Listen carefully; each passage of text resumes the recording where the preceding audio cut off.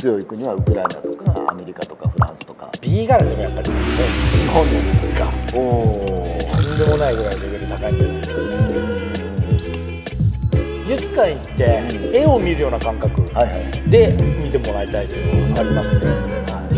そこでファンになってもらっては応援して、いはその推しがね勝ったらやっぱり嬉しいしみたいな。ダンスとの出会いって何なの？い。ブレイキンの前にちょっと遡るんですけど、ブレイキン始まりじゃないんや。違うんですよ。マイケル・ジャクソああ、マイケル好きやもんな。そういえば。ン。もうマイケル・ジャクソンは僕にとってもう神様ですね。それは何歳の時やっ12とかた？おですね。スリラーの MV 見て、うん。もう雷がしましたね。おあれが初めてのきっかはいけです。はいはいはい。僕ムーンウォークだけは多分ポッパーよりもうまいかもしれない。おお、そうなん。かもしれない。カイトにはめっちゃ言われる。あ、そうなん。マジでうまいなとあ、そうなん。言われたこともあるので、今も多分変わってないです、その時と。そうなんや。はいじゃあもうマイケルのアルバムを全部買って。で今 YouTube で結構見れるじゃないですか。うんうん。でも昔はやっぱりお宝みたいな、僕ら中1とかだったんで、親がやっぱり好きだっていうのとか、その親のものだよっていう VHS 貸してみたいな感じでめっちゃ集めて、そこからもう情報を得て、マイケルでもムーンウォークがめっちゃやっぱ好きだったんですよ。ああ、マイケルのムーブの中でもムーンウォークが好きやった。もう一個は、その人ができないのがすごい魅力があったので、カンフーとか、ああいうものに憧れるじゃないですか、はいはいはい。ガキの時。もちろん俺もジャッキー・チェン大好きやったけど、はい、じゃあ完コピして映画まで作ってるからね。そうですよね。中学校の時アクロ練習しようよみたいな感じで、その仲間がぐるぐる肩とかで回るやつとかもなんか見たことあるんだけど、それ何で見たのってなったら、やっぱりダンス甲子園っていう番組で見たっていうの。ダンス甲子園が終わった後ってこと。あ、そうですそうです、はいはい。でもそのアップルビデオ屋さんにダンス甲子園っていうのがあるかどうかちょっと探しに行くことあったんですよ、そこで見てインペリアル・ジェイビーズが出てたのを見て、初めてブレイキンっていうものが分かって、まあそれも見よう見まねでできないながらに今やっていたんですよね。友達がクラスにいた一人がロックダンスをやってるっていうのでついてったんですよ。それが電撃チョモランマ隊の Q さん。そこから僕ロックダンスやりだす。姉ちゃんが今度川崎のダンススタジオに通いだして、それで僕も行ってみようと思ってヒップホップだったんですけど、その先生がフロンマスのイチさん。おお、ヒカルとかイチとかおる。イチさんが僕の一番最初にブレイクを教えてくれた。あ、そうなんや。これが大体同時ぐらいなるほどですね。はいはい。 Q さんの方に結構行ってて、スタジオの表にブレイキンって書いてあったんですよ。いや、やっぱロックよりもブレイキンの方が興味あるかもしれないと思って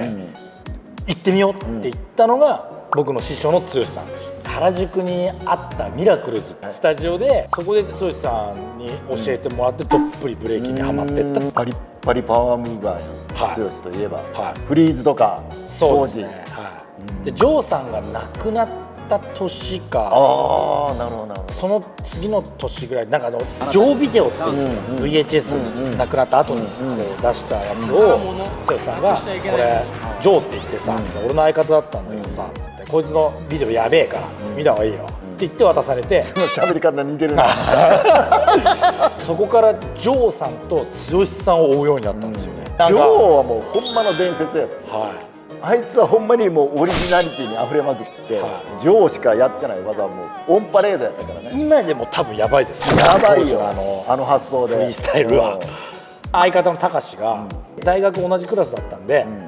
たかしと始めたんですよね、2人で。なるほどな。僕がミラクルズに通ってるっていうので、たかしも今度来るって言って「あ、行くわ」って言って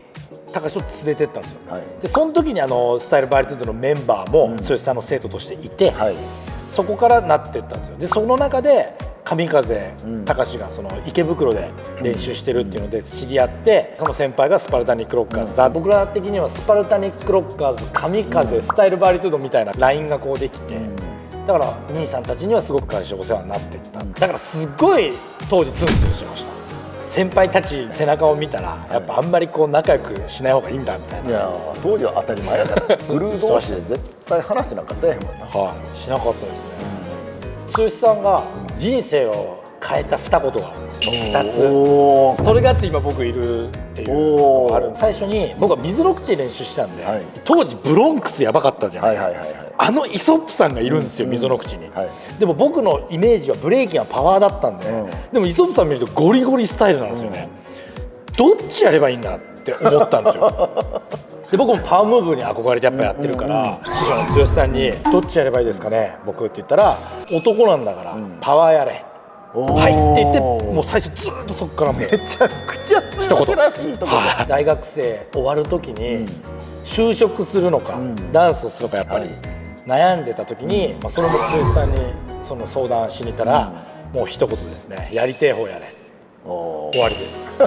それで僕はもうどっぷりハマってった。なるほど。でもパワームーバーじゃないやん。一通りほぼできてました。そうなんや。もう勝にパワームーバーのイメージ全くないからな。そこは海外に行き出してからやっぱスタイルの方にどっぷりハマってったんだなるほどって、それまではもうずっとフリーズと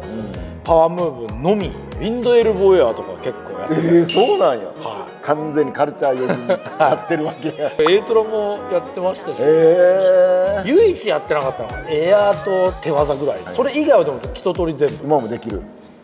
そうですね、ある程度多分できると思いますね。だからたまにやったりするとびっくりされますね。全くイメージない。はい、だからボッティの2005も初めてスタイルバーリトゥ出た時は、もうガンガンフォーエイドぐらいもうヘッドスピンとか、あ、そう。ヘッドもすんねや。コンティニッションちゃんと回んの。はい、レイダーとかやってました。マジか。マジか。ナインティもみんな信じてくれないんですけど、多分6周ぐらいマジでやったことあると思いますよ。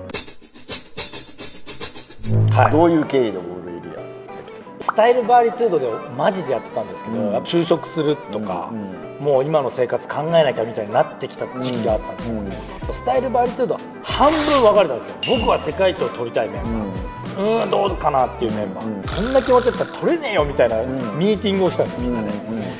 スタイルバーリトゥードじゃなかったとしても俺らは取りたいんだ世界を、納得した上でスタイルバーリトゥードが一回こうなったの。大輔がどうしても UK チャンプスに出たいと、じゃあスタイルバーリで一緒に出ようってなったんですね、でも人数が足りないから、じゃあ誰入れるみたいになった時に、まっちゃんと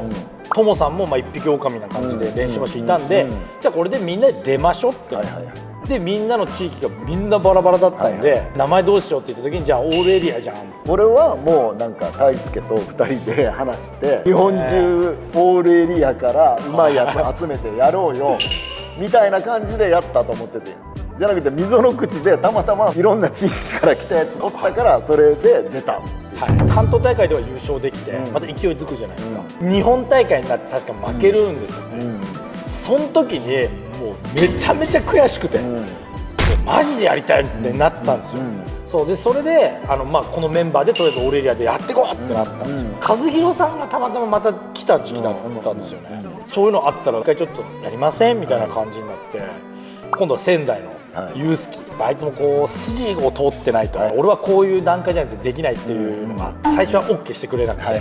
条件があって最終的にやるようになって、で俊樹も上京して大輔と一緒に住むってなって、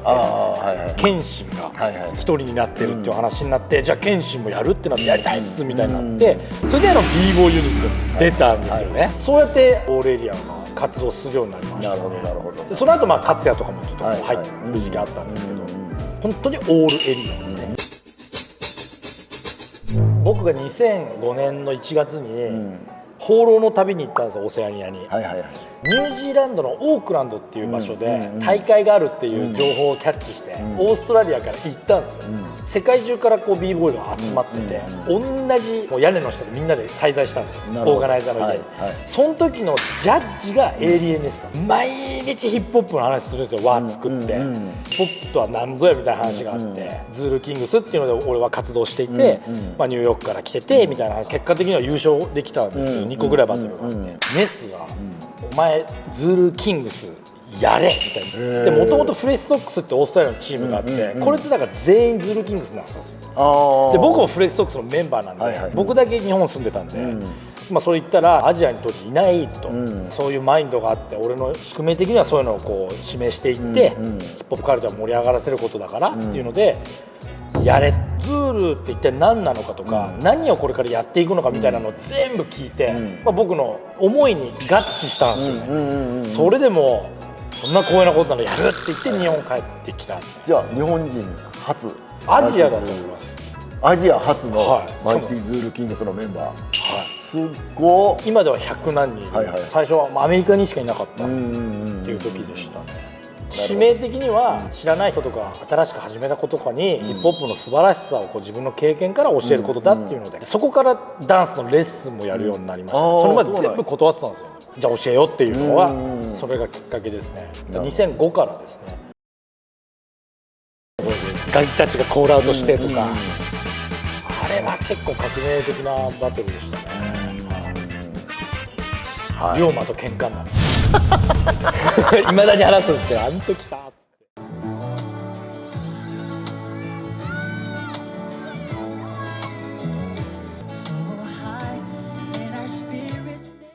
て高評価チャンネル登録よろしくお願いします。レッツゴーメイクさん、僕もやってますんで概要欄からチェックしてください。はい、チェックしてください。